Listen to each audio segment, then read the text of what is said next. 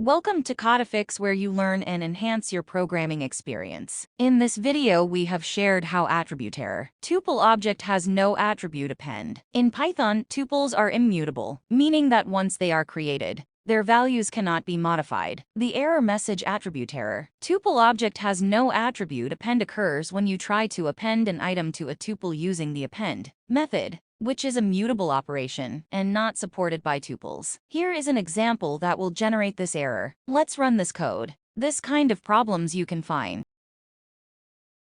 To fix this error, you can either change the tuple to a list or create a new tuple that includes the new item. Here are examples of how to do that. Change tuple to a list.